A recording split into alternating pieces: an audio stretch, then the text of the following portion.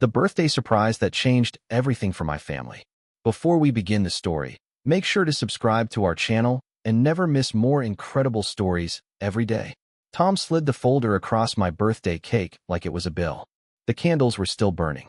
The server had just set down tiramisu with 30 in chocolate, and my mother, Diane, had that bright, practiced smile she uses at church potlucks and PTA meetings. My little brother Alex was already filming on his phone, the camera hovering like a drone. Everyone in the back room of Johnny's in Dublin, Ohio, was waiting for me to open my surprise. "Go on, Tom said, smooth as always. He wore his nice watch and his nicest voice, the one that makes strangers trust him. "This is the kind of gift you don't wrap." I looked down at the folder. Cream-colored. My name typed on a sticker.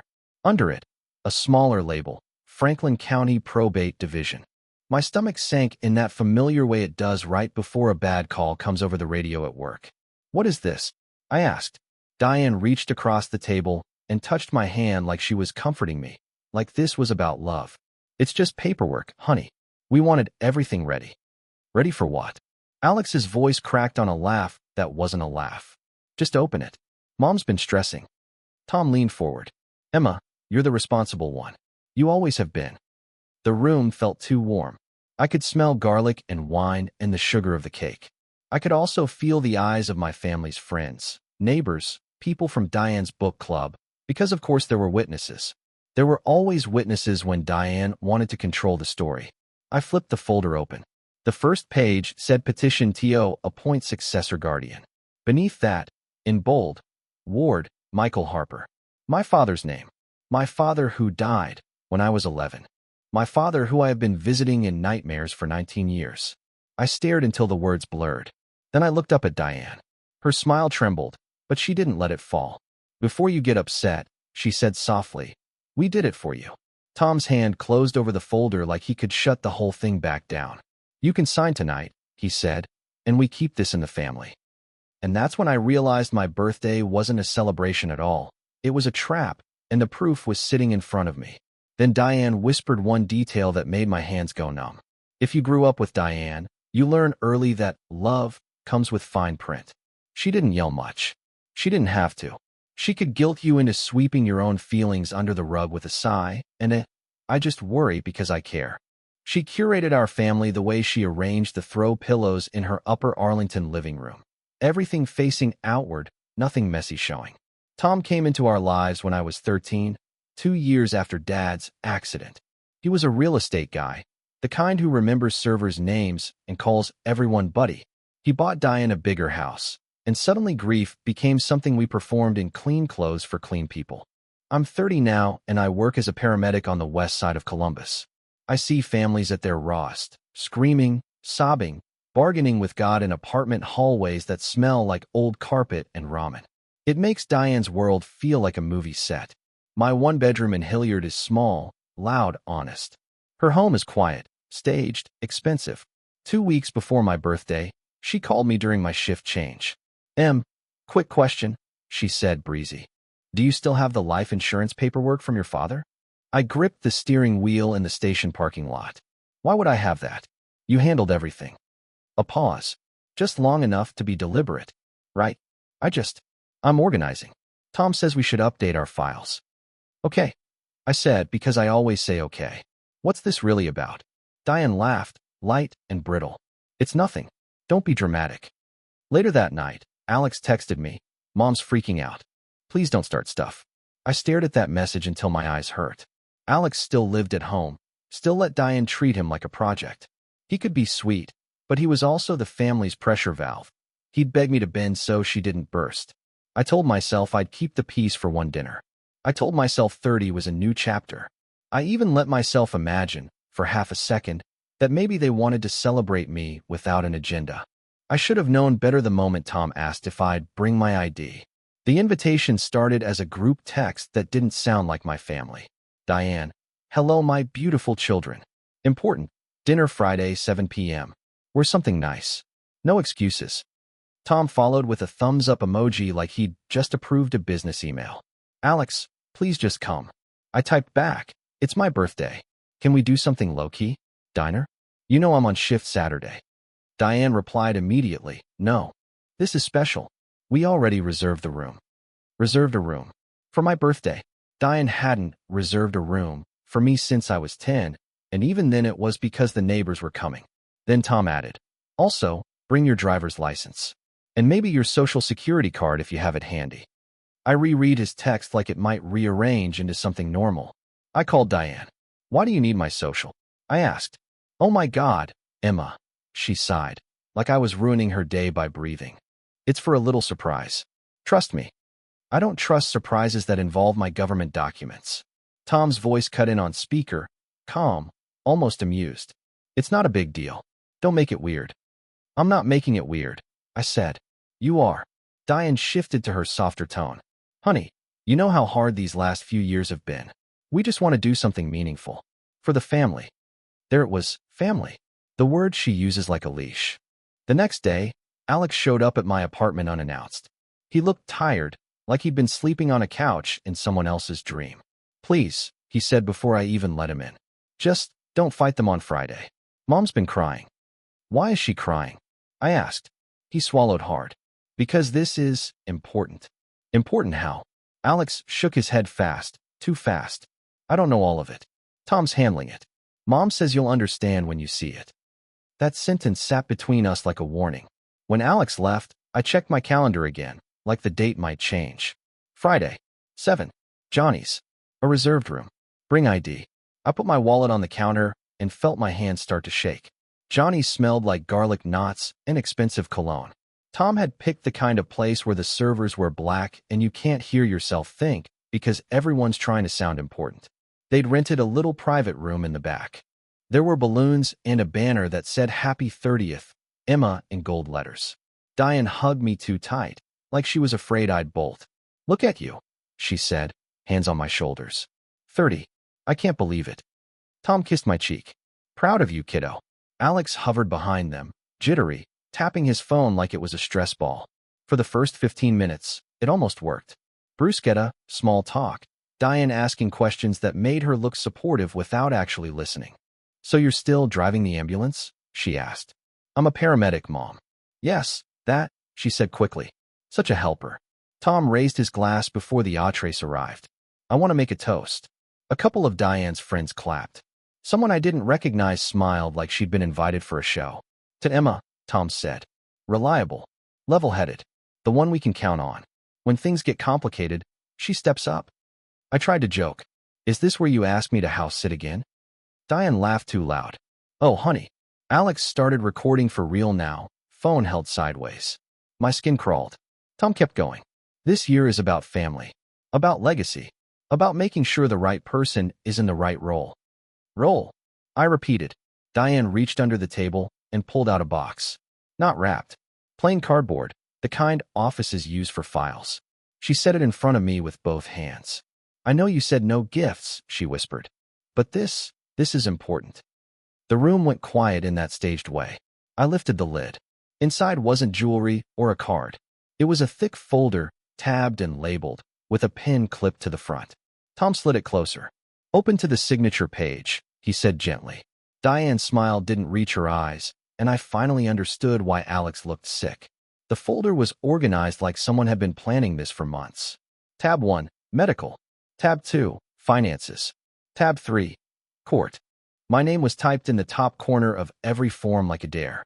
There were sticky notes in Diane's neat handwriting. Sign here, initial here, do not forget date. I flipped to the signature page Tom had mentioned. Successor Guardian Acceptance. Proposed successor, Emma Harper. Ward, Michael Harper. Case No. 2013, GDN 004812. My throat went dry. Michael Harper is Dad. Diane nodded once slow. Yes. I laughed, because it was either that or scream. Dad is dead. Tom's expression barely changed. That's what you were told. The pen sat there like a loaded weapon. Alex's phone camera stayed trained on me, his knuckles wide around it. Where is he? I asked, and I hated how small my voice sounded. Diane reached for her water, took a sip like she needed time to keep her face in place. He's in care. In care where? Tom answered, smooth. A facility in Reynoldsburg. It's good. Clean. They know him. My ears rang. The room narrowed to the black letters on the page and Diane's careful breathing. "You let me think he was dead," I said. Diane's eyes filled, like she could summon tears on command. "Emma, you were a child. He was very sick. It was complicated." "Complicated doesn't mean you erase him." Alex finally spoke, pleading. "Em, please, don't do this here." "Don't do what?" I snapped, and heads turned. Diane's friends pretended not to listen, which was worse, because I could feel them collecting a story. Tom leaned closer, voice low so it sounded private. "We're not here to fight. We're here because your mother can't do it forever. The court wants a plan. If you sign, it stays quiet and handled. And if I don't," Diane's smile flickered back on, brittle, "then people will start asking questions. Hospitals, courts, maybe even your job. Do you want that?" I looked at the case number again, 2013. Why 2013? Why was there a guardianship case the year Tom moved us into that big house? My hand slid under the folder, and I felt another document tucked beneath, one Diane hadn't tabbed. It was a death certificate, and the name on it wasn't my father's. I pulled the death certificate out like it was contaminated. Certificate of death, State of Ohio. Decedent, Michael Harper. Date of death, March 18, 2006. Informant, Diane Harper. The year Diane told me Dad died instantly, in a crash on I-71. My hands shook so hard the paper fluttered. "This is your signature." Diane's lips parted.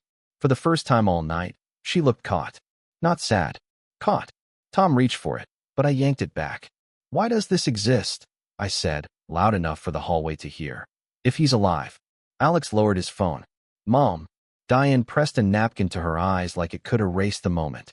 "Emma, please. Not here." "How?" I snapped. "This says you reported him dead." Diane's voice went tiny. "We did what we had to do." It wasn't denial. It was a confession wrapped in self-pity. Tom jumped in, hands open. "Michael had a catastrophic brain injury. He wasn't safe. He wandered. He forgot things. You were a kid. So you lied to me for 19 years. We protected you," Diane insisted. "We kept you in your school. We kept a roof over your head. We kept people from knowing." There it was. Not me. People. Around us, Diane's friends pretended to sip wine, but I could feel them listening. The server knocked once, then walked away when Tom's voice dropped. Alex stared between us. "So the insurance money." Diane snapped. "Alex, stop." Tom's charm flattened into something cold. "This is why we need you to sign," he said. "The probate court is reviewing the guardianship. If they look backward, they'll find the death certificate, the insurance, all of it. Your mother could go to jail." My chest tightened. "And you want me to help cover it?" Diane reached for my hand, trembling now for real. "Emma, I'm begging you. We did it for you." Tom leaned closer and said the sentence I can't unhear. "Someone has to die on paper, or we all do." Alex stared at his screen, then slowly turned it toward me. The text was from a number saved in his phone as Dad. Diane's friends finally stopped pretending. One of them cleared her throat. "Is everything okay?" Diane snapped her smile back on. "Yes, just family stuff." Emma's emotional because she misses her father. "Misses." Like I was sentimental, not betrayed. Tom stood and opened the door of the private room, blocking the view. "Let's keep this contained." I pushed the folder away. "I'm not signing anything tonight." Diane's face crumpled in a way that might have been real, might have been strategic. "Emma, please don't ruin this. Everyone is here." "That's your argument?" I said. "That people are watching?" Alex grabbed my wrist under the table, fingers clammy. Just sign it, and we deal with it later," he whispered. "Please. Mom's not lying about jail." I pulled away. "So that text. Dad is alive. You knew?" Alex's eyes darted to Diane. "I didn't know until this week. Tom told me." Tom slid the pen toward me like he was offering peace. "You become successor guardian. We show the court we have stability, and nobody gets hurt." "Nobody except me," I said. Diane leaned forward, voice shaking. "Do you know what it's like to carry this alone? To keep food on the table while pretending you're fine? I did that for you." I stood up so abruptly my chair scraped. Every head turned. "I'm leaving," I said. Tom's smile went thin. "Emma, sit down." "No." Diane's voice rose, sweet and sharp. "If you walk out, you're telling everyone you don't care about your family." I looked at her, the woman who taught me to write thank you notes, who also forged my father's death. "I care," I said. That's why I'm not signing away my life in a restaurant. I walked out past the hostess stand and Diane's gold balloon arch outside. The cold hit my face like a slap. My phone buzzed instantly. Diane, then Tom, then Alex. In my car, shaking, I opened the folder again. A business card slid out. Reynoldsburg Memory Care. Visitor hours 10 a.m. to 6 p.m. I started the engine before my brain could talk me out of it. Back in my apartment, I spread the folder across my tiny kitchen table like it was evidence from a crime scene. Because it was. I took photos of everything. The case number, the signature lines, Diane's sticky notes. I zoomed in until I could see the tiny tremble in the printed ink where a copy machine had cut off half a letter. Then I made a separate album on my phone labeled Birthday, like I was trying to pretend this was normal. I Googled the case number. Franklin County Probate has a public docket search, but it's just enough to lure you in and not enough to help. The docket showed guardianship of adult, filed in 2013. Status, active. Next review hearing, January. That was why my birthday suddenly mattered. I called the number on the Reynoldsburg Memory Care card, trying to keep my voice steady. Hi, my name is Emma Harper. I need to confirm if a resident is there. Michael Harper. The receptionist didn't even pause. Are you listed as authorized contact? I'm his daughter. I'm sorry, ma'am.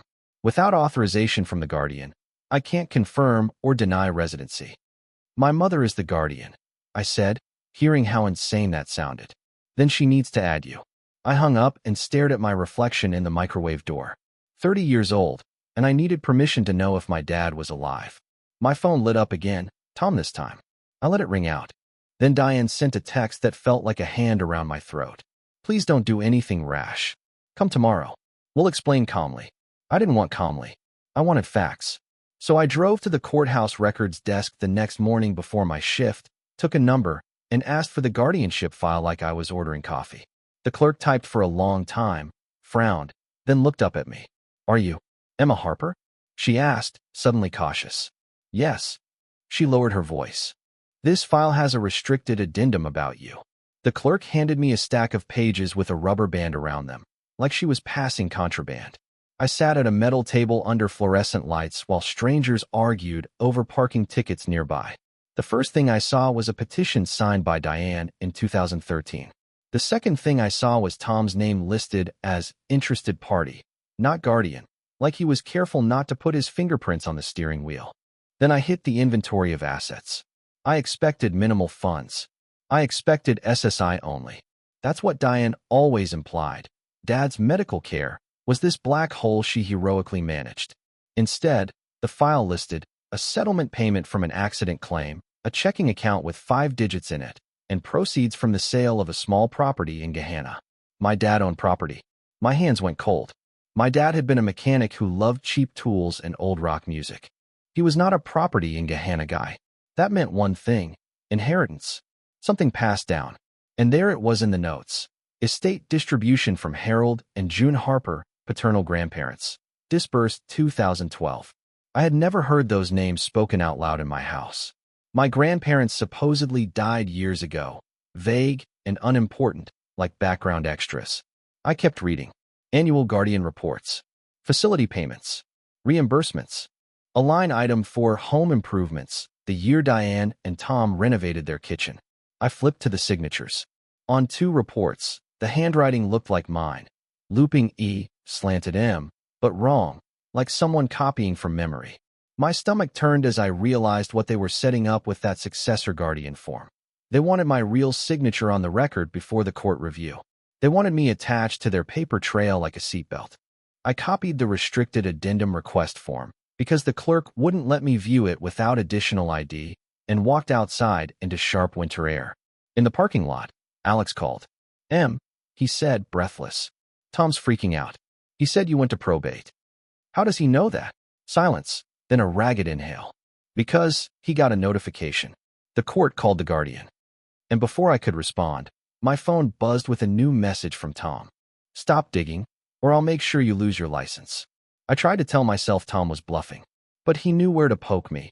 My job, my reputation, the thing I'd built without them. That night on shift, the world felt slightly tilted. We got called to an elderly woman with chest pain in a cramped townhouse near Westgate. My partner talked to her husband while I prepped meds. My hands were steady, but my brain kept flashing. Michael Harper. Active. 2013. I drew up the wrong dose. I caught it at the last second, stared at the syringe, blinked hard, recalculated. I fixed it before it touched the patient. But the fact that I'd almost made a lethal mistake because my family decided to spring a guardianship on me like a party favor, that scared me more than Tom's threat. Back at the station, my supervisor pulled me aside. "You're off tonight, Emma. You look wrecked." "I'm fine," I lied. He didn't argue. "Go home, and whatever's happening, handle it before it handles you." In my car, I finally called the one person who never played Diane's image games, Aunt Rosa. She answered on the second ring. "I heard," she said immediately. My throat tightened. "You heard what?" "That your mother dragged you into it," Rosa said, voice hard. "I've been waiting for this day." "You knew my dad was alive?" A long pause. Then, "I knew she said he was dead when he wasn't. I knew because I saw him." My skin prickled. "When?" 2007, Rosa said. "Diane made me swear. She said if I told you, she'd ruin me and make sure I never saw you again." I gripped the steering wheel until my fingers ached. "Why would she do that?" Rosa exhaled like she'd been holding it for years. "Because the insurance paid out after that death certificate. And because Tom wanted what your father's family left him." My mouth went dry. "Tom wanted the inheritance. And your mother wanted to keep her perfect widow story," Rosa snapped. "But here's the part you don't know yet, Emma." My heart hammered. "What part?" Rosa's voice dropped. "Michael tried to come home, and Diane stopped him. The next morning, I called a probate attorney off a recommendation list." Rosa texted me. "I didn't tell Diane. I didn't tell Tom. I only told Alex, because he was already halfway cracked, and I needed one person from inside the house." "Meet me at this office at 2, I said. "If you care about Mom, you'll come." Alex sounded like he was walking while we talked, breath puffing into the phone. "Tom said you're trying to destroy us." "I'm trying to understand what you've been living in," I said. "And I need you to hear it from someone who isn't me." I spent my lunch break building a timeline like I would for an incident report. March 2006, death. 2007, Rosa saw him alive. 2012, grandparents' estate distribution. 2013, guardianship filed. January, upcoming review. I printed screenshots of Tom's threat. I highlighted the kitchen renovation line item in the Guardian report until the yellow ink looked angry. At 2, Alex showed up in a hoodie, eyes red. He sat beside me in the waiting room like we were kids again, waiting to be called into the principal's office. "What if Mom goes to jail?" he whispered. "What if Dad's been in a locked facility for years because she wanted to look good?" I whispered back. The attorney was calm, efficient, not impressed by Diane's tears or Tom's charm because she hadn't met them yet. She explained what guardianship meant, what restricted addendum could imply, and why a successor guardian request right before a review was a giant red flag. "You are being positioned as the responsible party," she said, tapping the signature lines. "It's a common tactic when someone expects scrutiny." Alex stared at the paperwork like it was burning him. "So Tom can't just take her license?" The attorney looked at my screenshot of Tom's text. "He can try, but threats like this can become evidence." Then she asked the question that made my throat close. "Emma," she said gently, "have you ever personally seen your father's body?" I swallowed. "No." She nodded once. "Then the first step is simple. We confirm he's alive. Legally." And as if the universe wanted to test my nerves, my phone buzzed with a new voicemail from Diane. Her voice was shaking, but not with sadness. "Emma," she said, "Tom is coming to your apartment right now." I didn't go to my apartment. I went to the memory care facility with the attorney's business card in my pocket like armor. At the front desk, I didn't ask. I stated, "I'm Emma Harper. I'm requesting confirmation of Michael Harper's residency under Ohio probate review." The receptionist's eyes widened at the words, "probate review." She disappeared, then returned with a manager. The manager spoke softly, like we were in a library. "We can't discuss details," she said. "But if you're family, you can file a visitation request with the guardian." "My mother is the guardian," I said. "She falsified a death certificate." The manager's face tightened. "Do you have documentation?" I slid my phone across the counter with the death certificate photo. Her eyes flicked, then locked onto the informant line. "I need to call our compliance officer," she said, voice suddenly careful. While she stepped away, My phone lit up with Alex texting nonstop. Tom is throwing stuff. He's saying you're ungrateful. Mom is screaming at him to calm down. The manager returned with a different expression, professional, alarmed. Ma'am, she said, Michael Harper is a resident here. He has been for 9 years. 9 years. I felt my knees soften. I gripped the counter until my hands stopped shaking. Is he aware? I asked. Does he know who he is? The manager hesitated. He has cognitive impairment from a traumatic brain injury, but he's not nonverbal. He responds to familiar voices. Familiar voices. Not mine, apparently. The attorney's voice in my head. Restricted addendum about you. My phone buzzed again. This time it was a text from Tom, short and clean, like a knife. If you show your face here, I'll tell them you're unstable. The compliance officer finally called me back that evening. Her tone was clinical, but the message hit like a punch.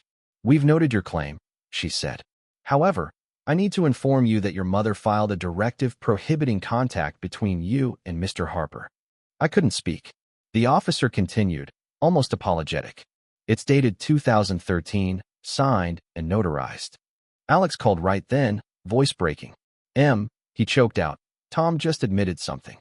I pressed the phone to my ear. What? Alex swallowed hard. He said the directive was your idea.